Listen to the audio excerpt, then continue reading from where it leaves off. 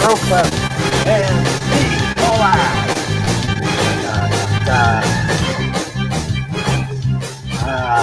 I don't think. All right, we will be. There's a reason for that music that we're going to get a little bit later, so you'll all understand. And I'm talking too loud for my microphone. It's telling me that I'm at the point of clipping, so I'll try to be a little bit better. Hi, everybody. Hi, Paul. Thanks for having me. My pleasure. We're just waiting for AC to show up. We've got people that are watching us already. So we're looking forward. Tell us where you're watching from. This is Battle Report. We're going to discuss the BattleCOM that happened last Friday, as well as give a little bit of a preview about what's going to be happening on the BattleCOM this coming Friday. And then a little bit of geek news and reviews as we're doing it because, hey, we're stuck at home for the most part. So we've got a lot on our hands. Erica, how was the week after the BattleCon?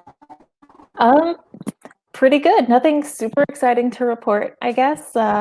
Just, been trying to get in a bit of TV watching. I feel like last Battle Report I said I would restart season 1 of Umbrella Academy. Didn't do it yet, so I still have homework. Okay, yeah, because the second season comes out next Friday. Tim Rowcliffe is joining us. Tim has been a fan of the week a couple times on BattleCOM and has suggested some of the battlefields that we have used. So welcome, Tim. How do you like being on camera? I like it. It's I appreciate the invite to come on and throw some thoughts out there, and hopefully I won't embarrass myself too much.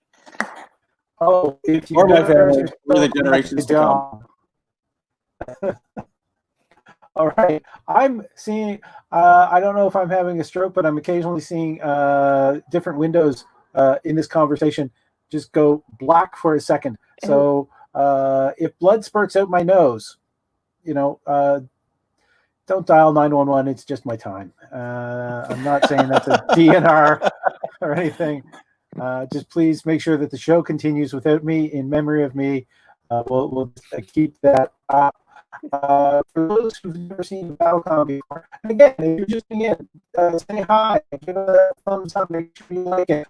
We also like where you're watching from. So say hi from what city you're at. You're losing me a little bit. Just a little bit. Well, oh no, AC is talking like a squirrel. AC, can you just talk a little bit? All right, AC, we'll just need you to disconnect and reconnect. He does his hamster working really well.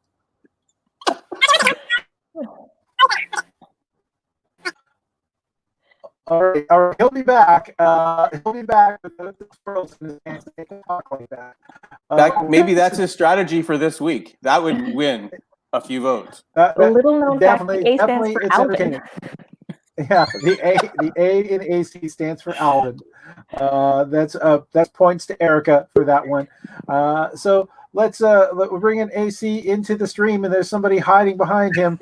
Oh, that was great. Hi, AC. Is that better? Oh, that is a little bit better, but I think you just cut out because I'm talking. You don't have headphones on. Oh, sorry.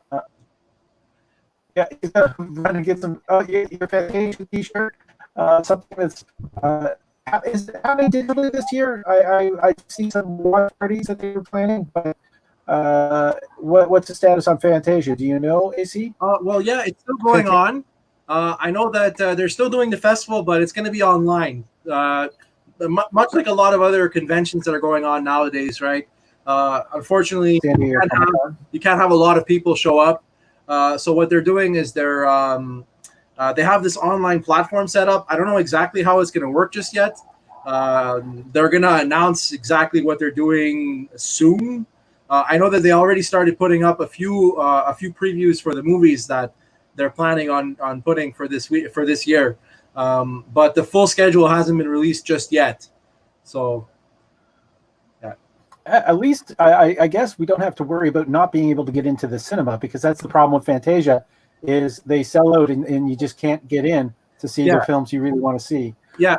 If you want to go grab some headphones, that way we're not going to be cutting you off whenever we make noise. And we can get started talking about last Friday's show, which AC was a competitor. So you get to give us a performance perspective on that show. And I'm going to plug that in as we can continue. Now, Tim, you've watched at least half of the BattleComs that have happened? I think I've actually seen all but number 4. All Episode of them 4. Oof. Yes. All right. So if I can't see them, I like to go back and rewatch them later. So. And all of them are available on YouTube and on the Facebook group. So you can always rewatch them there for anyone that's interested in watching them. This was number 9. The next one coming up next week is going to be our tech day, our 10th show, 10th live show that we've been doing and it's kind of weird for me for preparing all of this is because BattleCOM, when it was a regular live show, was a monthly show, which gave me a lot more time, and it gave the performers a lot more time to write as well. So moving it to a weekly schedule, maybe I should be getting a little bit more organized. I'm not sure, but it's been a fun process, and the idea that I've been able to get it out once a week for 9 weeks so far. All right, no one's giving me compliments. So I'm just gonna, yeah. I've enjoyed all the episodes that I've watched. I think this week's was actually one of the funnier episodes, hands down. Like there was just a weird energy about it this weekend. I don't know whether it was the sound glitch we had in the middle of it or just that great mix of talent that you had there this week. It was a really funny show. I laughed so much. We had 2 of our biggest fan favorites were facing off against each other, and then also add to this Joshua Clark, who has done live a number of times, and he comes from a battle background, so he knows about going for the jugular. He knows about taking it on. I think it was a good show, so I highly recommend people go back and watch it. We're going to give you a little bit of spoilers though for anyone. And again, I can see, wow, we're almost into double digits of people watching, and no one has said hi online yet. So that might be because you're watching on Twitter, which apparently you can't comment back on. But thank you for being here. Again, if you're liking the show, always hit the like, because that really helps our algorithm. And I'm kind of lie, we need all the help we can get. The first Battlefield on Prize and BattleCOM was. What movie? Let's see if we can make that happen again. What movie would make the best RPG setting? And there was some great choices were out there. AC, what was your choice that you gave? I said The Wicker Man. The Nicolas Cage yeah, version. Exactly. The good one. I believe Justin had chosen The Sandlot. Erica, do you remember what was chosen by Lucy Gervais? Good question. I don't remember. I want to say AI. Showgirls, because Lucy always says Showgirls, but I don't think it was that. Tim remembered yes, she chose it's AI. Steven Spielberg's AI. And it was a tough battle overall, but sort of surprising everybody. I think even a little bit himself. The winner was Joshua with his choice of Vampire in Brooklyn. Which Eddie Murphy as the last vampire, just kind of hoping he never ran into Blade. It was that would have been a good crossover. And I say that as a whole generation in my head. Yeah, so that was the first round, and that one went very, very quickly because Joshua beat Justin in 2 rounds. So there was like not even a pause or too close to call. It was 2 rounds. And then Lucy beat AC in 2 rounds as well. And Lucy, she's fantastic at it. So she's not accustomed to running into a wall like she did when she faced off against Joshua. That was a tough fight at the end. He's a pretty formidable opponent. I have to give him that. He's likable and mean at the same time. And we're getting a wave. Hello. Hey, Janelle. Welcome. Bienvenue. Hi, Janelle. Hello. Let us know where you're watching from. Thank you for tuning in. And the second battlefield that we had on Friday was this is the other thing. There's a movie based on Dungeons and Dragons, and none of you guys chose Dungeons and Dragons, which is probably like one of the most simple RPGs out there. That was the other thing that surprised me when I wrote the topic, the battlefield. I was thinking pen and paper RPGs because I try to mix up the battlefields each time to be like board game, something movie related, and something either TV or book related or comic book related.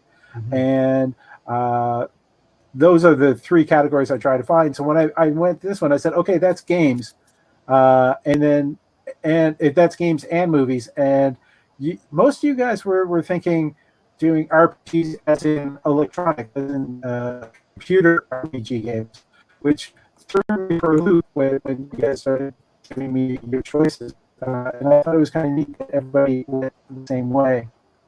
And Janelle is watching from Sudbury, so welcome. We want to welcome Ontario. Tim, you're in Barrie? Yes. Is that correct? Yes. So he's in Barrie. Erica, AC, and myself are all broadcasting from Montreal, but we're glad that BattleCOM is getting the reach out. We're spreading across Canada slowly.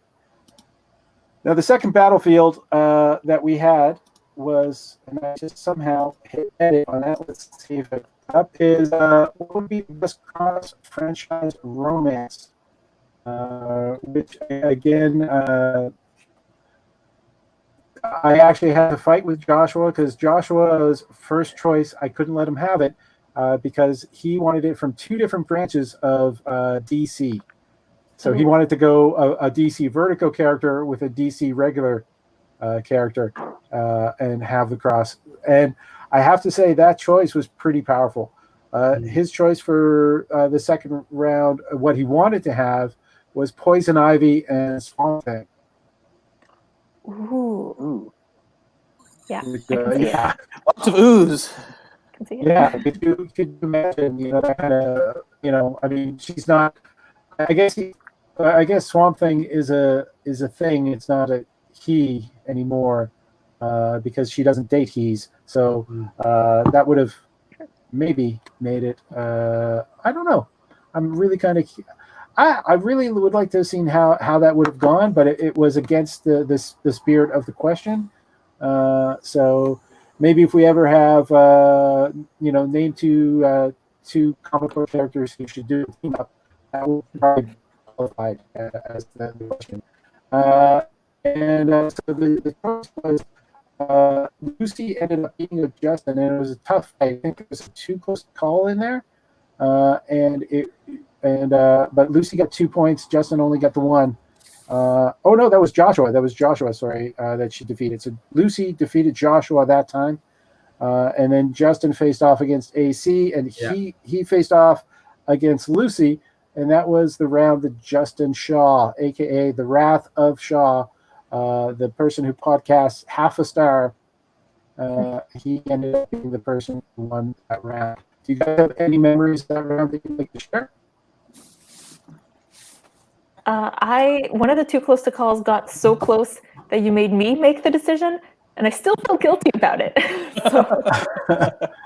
Well, yeah, and that's part of the duties of the stage manager. It's and if there's anybody I'm going to trust to make the decision based off of their heart and mind working in unison, it would have to be you, Eric. Don Campbell. And also your dislike of Two Tsunamis. That was the ultimate choice because of the rocks banging, making tsunamis. You voted against him. He got into so much detail about the rocks. I as much as I love Joshua, I was like, I need to just kind of nip this argument right now. I don't know how much more viewers can take. I don't know how much more I can take. There was season 10 Archer Pam Poovey, aka the Rock Monster, having a relationship with Ben Grimm, the Thing from the Fantastic Four. You know what?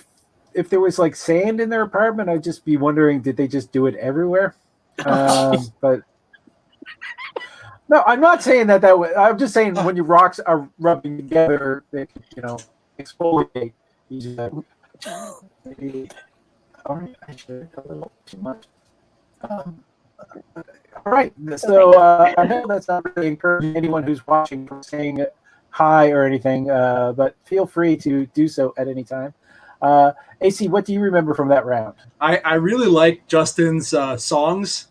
I have to say that I was really impressed with the level of preparation, and I mean his impression was good, it was okay, but I just got to give him an A for effort on that side. Like, it was hilarious.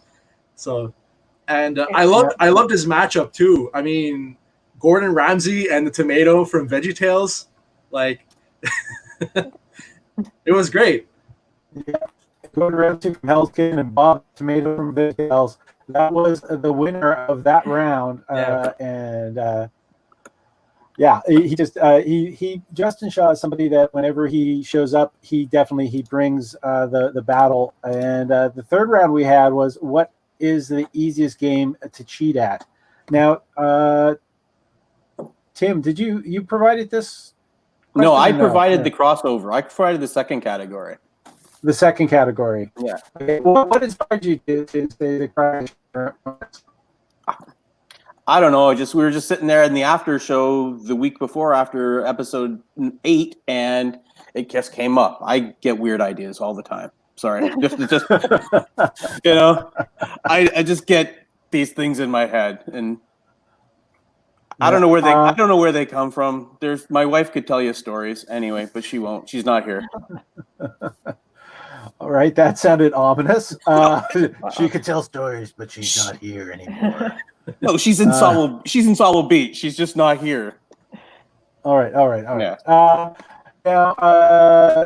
But you actually, because we chatted, and I think I gave you a preview of what the questions were for episode 9, and I think you're the person who gave the perfect answer for what is the easiest game to cheat at. Did you not? Yeah, Solitaire. Yeah, Solitaire. None of the performers actually chose Solitaire, but it was a strong. It was 2 one-sided fights, and it ended up having Joshua face off against Lucy again. And Justin was amazed in that show how he was defeated in sweeps by both Lucy and Joshua. So I mean, it made him really think that he's got to up his game. And that's an example about how tough last Friday's episode was. Is the fact that Justin Shaw goes, damn, I gotta. That's a really bad Justin Shaw impression. I don't know if I should be eating a hand fruit or be about 30 years younger. I might be able to pull it off. But yeah, he had he ended up being swept by Lucy. AC, you came up against Joshua, and that does not end nicely for most anyone who faces up against Joshua. But Joshua won the round by choosing the Super NES NHL 94 edition, just because he felt it was so broken that he knew all the cheats to make his brother cry and almost give up on hockey. I really liked his story about that, because I could relate. Except I'm the older brother, so I was in the position of power, and I was usually the one giving the ass whippings. So, I totally understand where he's coming from. Where's your little brother now? Sorry? Where's your little brother now? Did those ass whippings pay off, or my little sisters? But they still. But they play video games too. Mm-hmm. So. Yeah, it's I'm just wondering, have they held any resentment against you at this point? Did they make your life a living hell now because of how you treated them when they were younger? Well, if they do, it's not because of the video games. Speaking as a younger sister, they might. Speaking of youngest, the one that I had the hardest time with was my older sister. So that is a quick review of BattleCOM Season 1, Episode 9 that aired last Friday night at 8:30. We're going to talk about Season 10 that's coming up, and I'm going to have some surprises for everybody that is here. And but first, let's do a quick little review of. Let's first ask what everyone is looking forward to. But stuff that's coming up. Erica, have you got anything you're hoping is going to start? I don't know if having audio issues or just listening very hard. Yeah, I mean, so this year's Emmy nominations came out today, which I kind of lost track of when they were coming out, then checked my phone and was like, oh, this is awesome. So in terms of geeky stuff, I mean, we're all super excited because The Mandalorian and Stranger Things are both nominated for Outstanding Drama Series. So that's pretty great. Watchmen was also nominated for Best Miniseries, Outstanding Limited Series. So that's pretty great, but you've probably already seen those. Unless you're me, in which case one of those just got deleted off of your DVR and you don't know how because you live alone. But if you're reading through the Emmy nominations and you're looking for... Erica, your cat is the only person that would have had access. And I know you love your cat, but did you do anything to piss it off that it would actually go and delete one of those things from the UDVR? Interesting story. My cat doesn't even live with me. I know. He has been very busy keeping my parents company during isolation period. He has a very important job to do. So, you know, he's over there at their house just being fluffy, being cute. So, yeah, it wasn't him. It wasn't him. He is completely innocent of this crime. I know. I miss him so much. He's so fluffy. I do have to say, as a recommendation, I've rewatched the Watchmen since everything else that has been going on in the world after the George Floyd incident. Remember Black Lives Matter, and I was it just actually had an extra resonance. So if you have watched the Watchmen TV series, watch it again. I highly recommend it. It's a little bit harder, and this is going to seem like really bad timing, but I just want to say, Evelyn Brown, yay, surprises! Surprises. There should be another R, right? Never mind. We're not making fun of anyone's writing at this point in time. Erica, what other Emmy news did you have? If anyone is looking for anything else to watch, some things that are kind of, I'd say, like geek adjacent. You've got Black Lady Sketch Show, which I watched a few months ago and loved. It's on HBO, so if you have HBO, you can watch it there. It's really great. It has sort of the whole season is tied together by this one overarching sketch, which I won't spoil for you, but definitely has like a little bit of sci-fi elements. So that's pretty cool. Some of the sketches are also a little bit creepy. So like if you like the slightly like scarier turn that say like Key and Peele took in his later seasons, it's you might enjoy that. It's super fun if you've been watching a lot of sketch shows. I'd say Black Lady Sketch Show is probably a little bit slightly less bizarre than I Think You Should Leave. So it might be a little more accessible because of that. And this was finally the year that The Good Place got like a lot of nominations. If I have spoken to you in person at any point ever and not told you to watch The Good Place, then I'm sorry, because I should have. It's one of my favorite comedy series of the last few years. It's super high concept. If you think that you talked to Erica in person and she hasn't recommended Good Place, that was not Erica, that was an evil clone. That's correct. The chances of that. Or you weren't listening properly. And talk about listening, Evelyn Braun, she corrected her spelling. Sorry to call you out. Sorry. It's okay. You can make fun of her. She's my girlfriend. Well, no, she has enough wrong in her life with that, if that's the case. So you got just as at some point I'm gonna have to share the story of BattleCOM started, but it did get started thanks to the Mom Battle. So your Mama Battle shows was the impetus to create what became BattleCOM. Tim, do you have any recommendations or anything that you're looking forward to that you would like to mention? I finished watching Warrior Nun on the weekend. Quite enjoyed it. I'll try to be spoiler free. It's basic. Think of Buffy kind of in the Catholic Church. That's a pretty simple way to put it. one thing it's short. It's only 10 episodes, I guess. One episode's only 36 minutes long, right near the end. I only have one big problem with it, and that's that it ended on a cliffhanger.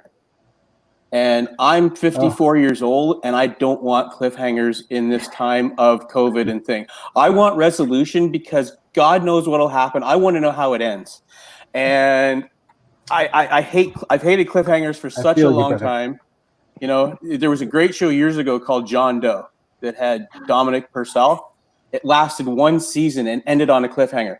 No idea what happened. There's just been so many shows like that. You know, do not end on a cliffhanger, especially when they didn't know they were going to get a second season. So it's what it is. And it's also I like to call it Buckaroo Banzai syndrome. Exactly. Erica, AC, are you familiar with Buckaroo Banzai and Adventures Across the Eighth Dimension? I haven't watched it. I did used to work at a video store, and I sold several copies of it. Does that give me any credibility? That definitely gives you some credibility.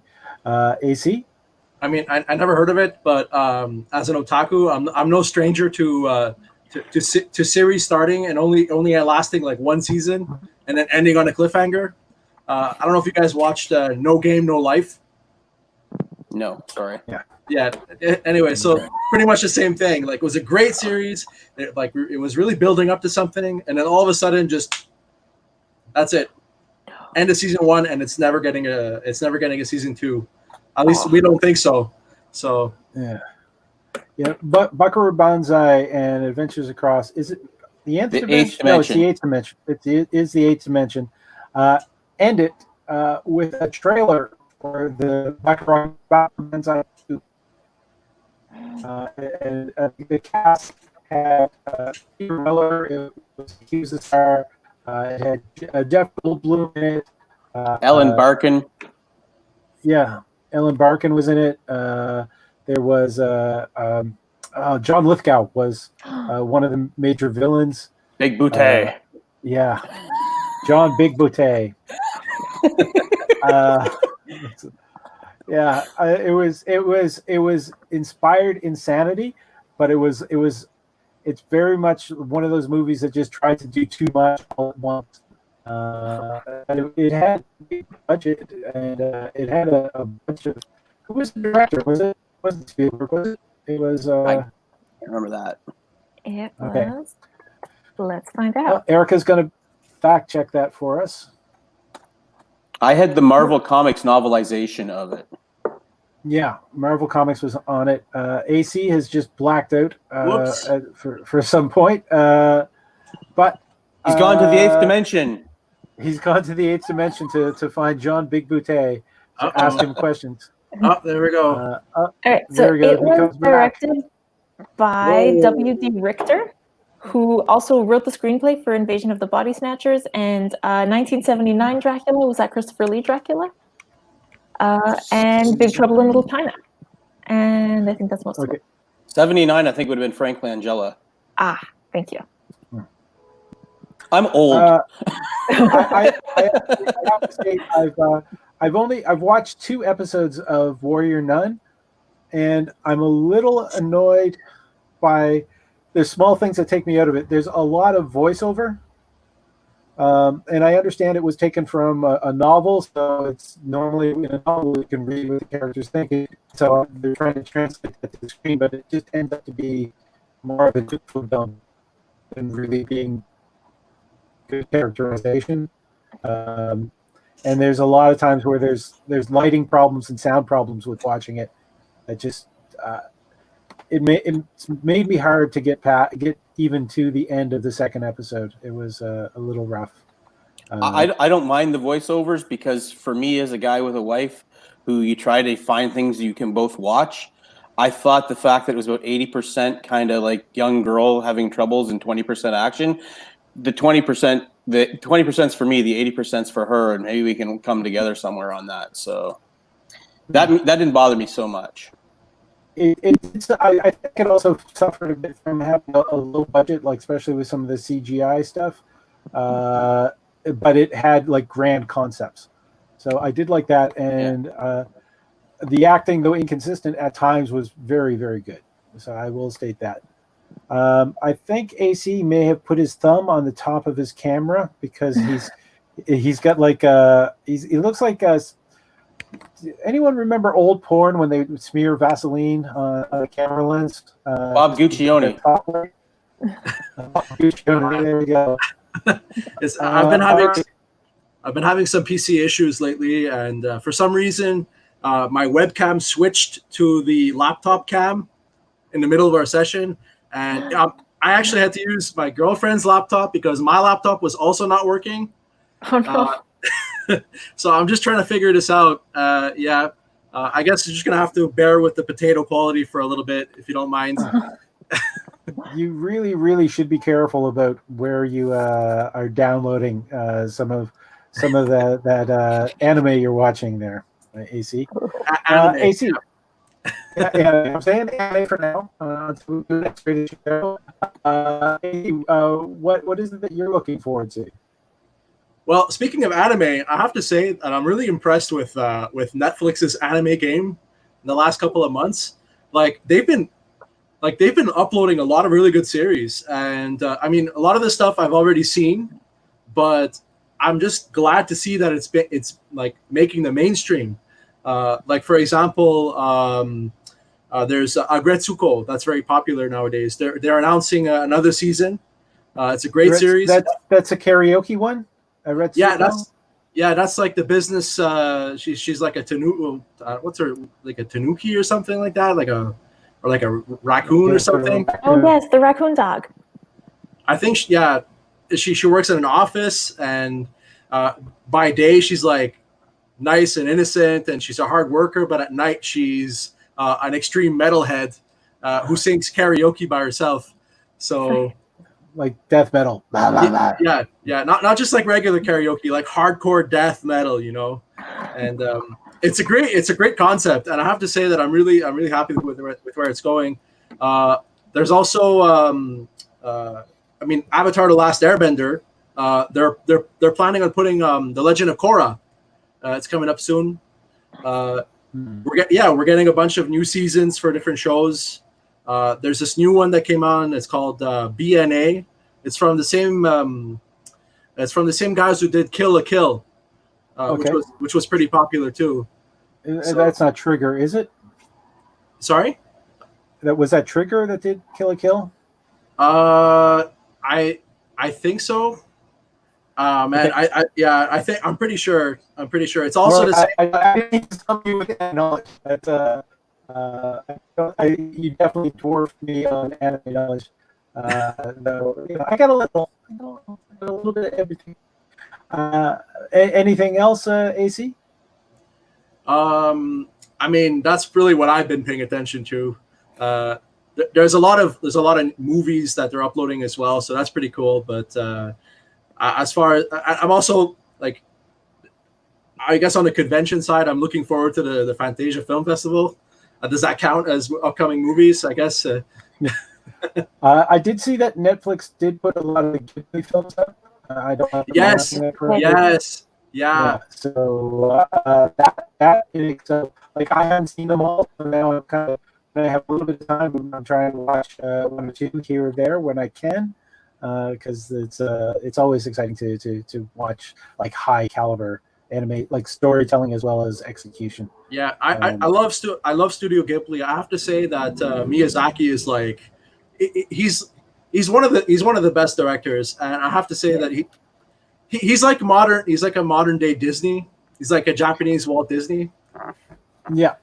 And if anytime that I've been on your show, the Attack Comedy Show, I've had to point out the fact that anime has just been a feedback loop from Disney with the development of everything. Like post World War II Japan, they saw that the idea of like the humanization in faces of the animals, such as in Bambi, and they noticed like the big eye kind of treatment, so they made eyes on animals bigger and humanized them, and then also pulled that into humans. And then Disney saw that, and then thought, well, we could use eyes as the base size for the characters in Disney. And it just started, like, the odds just started getting bigger, head getting bigger, one getting smaller until we got chitties. And that was just a feedback loop running between Disney and Japanese animation studios. And there's the live action they're working on. They're attempting to do a live action series of Avatar. So I'm not holding my breath, but yeah, I'll exhale to prove I'm not holding my breath. Yeah. Wait, by Avatar, you mean the Last Airbender Avatar? The Last Airbender. Not, oh my God. God. Cameron film. We don't talk about that. Cameron film, technically, its use of 3D, it made it more than just a shock value of things coming at the screen. Mm-hmm. I felt that I saw the first James Cameron Avatar in theaters, and the scene with the dandelion seed type things, and they just started coming out from behind me. That was so immersive, and it was such a different way of seeing 3D used in film that I was like, okay, this is kind of cool. It's more to 3D than just the knife coming at you. Sorry to anyone who's gagging on my picture when I did that. So why are you watching it in VR goggles? There is, if I can make a recommendation, I've kind of started going through some of these. So I went and rewatched like season 7 of the Venture Brothers, and I double checked, talking about things ending on a cliffhanger. It came out in 2018, and season 8 is still in development. It's not been canceled. The network says they're still going to air it. But I decided after watching like that, I decided to start going back through and just watching the different Venture Brothers seasons as they were coming up. And I know it sounds here's the other thing. All right, support artists. I know these guys are big and they've got probably a lot of money, but there's a lot of people who go into making and producing the DVDs that we see, and that's, by the way, that's season 7. And the thing is, like, some people will download pirate stuff, cool, but if you are financially able to support the artists in doing anything, please think of picking up the DVDs. Think of supporting a live channel that is presenting original content. And the reason we're showing this is because I want to justify the fact that we opened the show using a little bit of the Venture Brothers J.G. Thruwell's soundtrack. So that was Chicken Hawk from J.G. Thruwell's. It was the Venture Brothers album 2. So that's something that is also exists out there. It's really hard to get. If you do a pen and paper role playing game, having that to do music behind you while you're playing, if you want to add something to the atmosphere, the music that he does during those for those shows are pretty damn amazing. So, is there anything else that anyone else is looking forward to, other than, of course, Umbrella Academy, which we're all probably going to start watching after we watch episode 10 of BattleCOM? I saw on the news. The news came out, I think, yesterday that so last week they had said that the studio release of of Christopher Nolan's Tenet was delayed indefinitely, and they were going to do sort of a slow rollout across different regions. And now I think the last Friday of August is the release day for Canada. So we'll see how things go. Hopefully it doesn't get pushed back again, but means we might eventually get to watch Tenet. Hopefully we are going to have a vaccine before the end of August. And if that, that's, I'm not basing that on anything other than hope, other than the fact that there are vaccine tests that are happening at this point. If hopefully that's the case. Yeah, it is the case. I'm just putting this out there to the people who are watching. Just list it in the comments below. What night of the week would you like to watch BattleCOM on if we continue BattleCOM live online? after the lockdown and the quarantine has ended. What night of the week would you be willing to watch it? Because Friday nights are going to be difficult to have the performers here. And there was something else I wanted to mention. Oh, yes. Something else launched this week, and it is written by BattleCOM performer Jason Hattrick, the past BattleCOM performer Peter J. Radomski, and actually stars BattleCOM. He's threatening to do BattleCOM again. Darren Henwood. It's called Oh Canada, and so they want to sort of do a John Oliver-like take on news programs, just with a Canadian focus. So it's called Oh Canada. You can find it on YouTube, though it's a little bit hard if you just search for Oh Canada. So Oh Canada, Darren Henwood. Should bring it fairly quickly to the top of the list.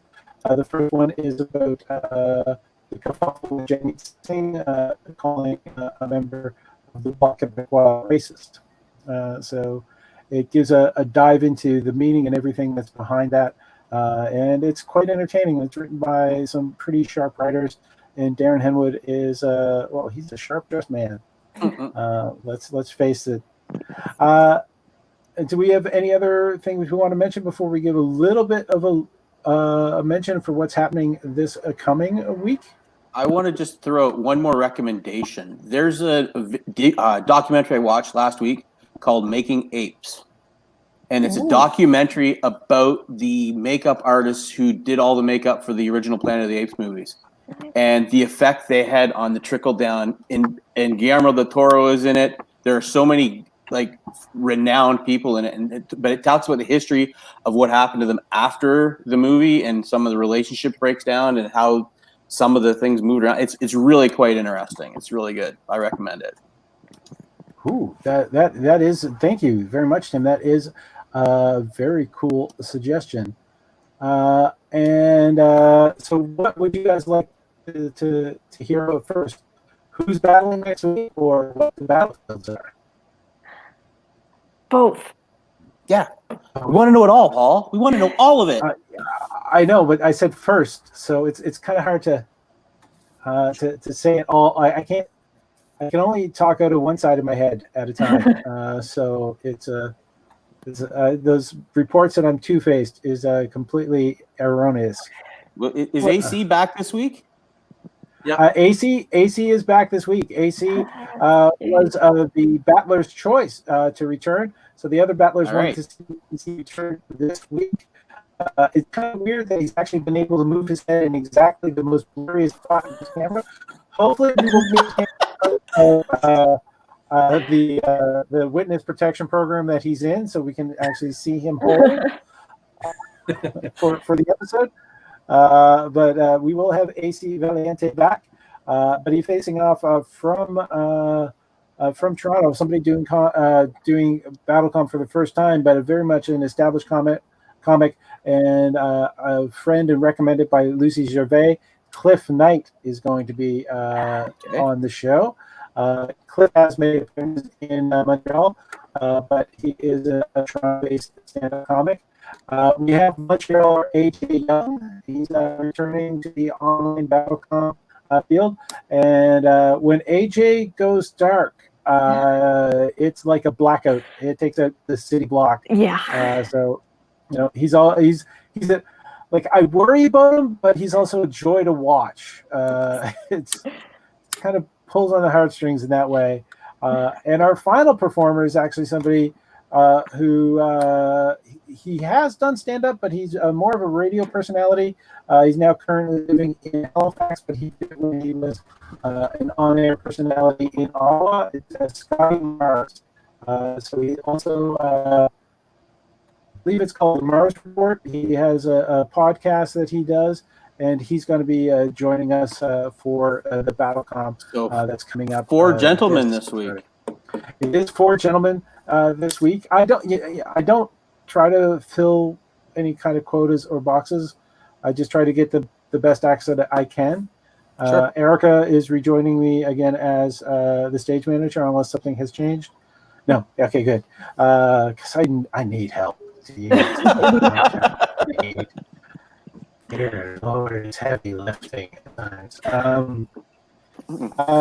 The battlefields that we have coming. I'm doing a lot talking. It's hey Sarah Lalazar, we want to say hi. We want to mention what the battlefields are coming up. So the battlefields for this coming week are what's the worst moral that can be derived from a specific child's story. Ooh. Yeah. So and let's see how the old Aesop's fable, Mother Goose and Grimm brothers can be twisting the youth of today. Then the second battlefield is very straightforward, but at the same time very difficult. Who is the best Marvel Cinematic Universe character? I like that one. Yeah, so that's going to be it's a little tough. Depending on if somebody has watched all the films or if they've only watched a limited number of films. And the last battlefield that we have is if you had a time machine, when would you go? So those are the three main battlefields that we're going to be handling on the show with those four performers. Showtime is 8:30 p.m. It's part of the Montreal Power Block because that's 6:30. That is the start of Monica Hamburg's confinement show, and then at 7:30, it is the world premiere of a pre-recorded Battle of Wits, which is created by Elsbeth Wright. And then 8:30, BattleCOM happens live with audience interaction. So it's looking to be a good show. It's going to be a good show. It's going to be awesome. I'm kind of excited with the fact that we are branching out the. Cliff Knight has not done BattleCOM before, but he is a very much experienced comedian. All the others have done it, but we are reaching further afield where we have a person who's performing from Halifax as well as somebody performing from Toronto. I know when we had Jason on it, we had somebody from Maryland on the show. So it's branching and growing, and hopefully we can do our best to grow BattleCOM awareness, and you can do that. You people watching can do that by hitting like. So make sure you hit like. Make sure that you subscribe. And Sarah Lalazar, I already know that your choice for the best MCU character is going to be Peter Parker. There it is, the spider. I knew that was coming because I know how much you really enjoyed Tom Holland's interpretation of the character, and having the chance to see the man work in person. His skill level when it comes, his commitment level to doing stuff. I watched his nose get broken by his brother, and he was just ready to go right away. So I can't really talk more about that until there's an actual release date, and hopefully Lionsgate doesn't still consider that film to be completely unreleasable. But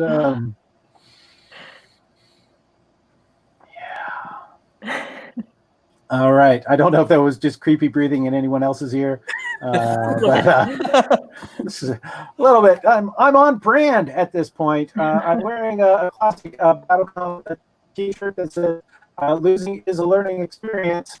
I am here to teach you," and I'm going to try to make those available on the Teespring store. So please, if you can support the channel and the show, if you don't have money, that's fine. Just make sure you make other people aware that the show is happening when it's happening.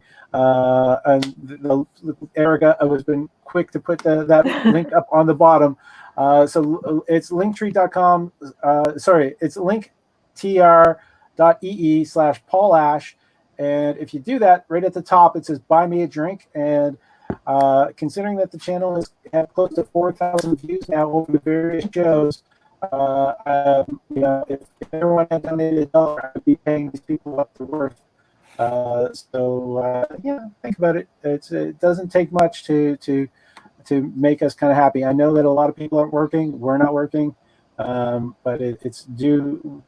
we do what we can to keep entertaining because we need to entertain, and everyone needs a little bit of entertainment. That's why we talk about these movies and TV shows and music and everything. And Tim Rowcliffe is fading into the darkness. For those of us that actually are working, because I hate to say it, but I haven't missed only one day because of the whole COVID thing, because I work in a warehouse by myself. So I just love the Friday nights, being able to come and unwind and watch what you guys are doing. It's great stuff, and I really appreciate the opportunity to come on here tonight and talk about it. So thanks, guys. Appreciate it. Thank you, Tim. Thank you. I apologize for monopolizing the mic, but you guys should be cutting me off. You know me well enough to not let me ramble. Why the hell are you letting me ramble? Why I'm too polite. Letting this ramble? There we go. Finally, I was giving it an in for everyone. You had a first-time battler here, and you got a first-time commentator here. So, it was all Erica's fault. It's Sorry. her. She should be the one cutting you off. Yeah. Yeah. Put it on her. So this has been, if no one has anything else to add, this has been Battle Report number 5. I'm going to try to keep these up with every BattleCOM that comes out from now on. So there should be one on the following Tuesday, the Tuesday after the next BattleCOM. I want to thank the people who liked it. I want to thank whoever did the heart. Sweet. We got little hearts. Look at this. I'm just, let's, there we are. I It's don't know a heart if I'm attack. too old to do this without it being creepy. There is. I've been Paul Ash with the Fantastic Hour today. We've had Tim Rowcliffe, we had AC Valiente. AC, I'm mispronouncing your name. Fucking correct me, will you? Geez, everybody's been so quiet. I'm glad to have you guys on, but we're jump in here at any point. I'm just glad you got Rowcliffe right for the first time, because Tim Riel still calls me Rowcliffe. Oh. Like it's a cow cliff, but it's Row. It's actually Row. So Rowcliffe. All right. I'm glad I got it right. Mentioning Tim Riel. Tim Riel is part of the BattleCOM family. He also does Codename 5. You can check that out on his channel. And if you're watching on Twitch right now, please do something like make a positive comment on the channel, tag amusements. Subscribe if you're a Twitch member, so Twitch begins to take us a little bit more seriously, and that would drive more traffic to the show. Again, I'm Paul Ash, AC Valiente, Tim Rowcliffe, Erica Tadeo, and any parting thoughts? See you on Friday. See you on Friday. good night, everybody.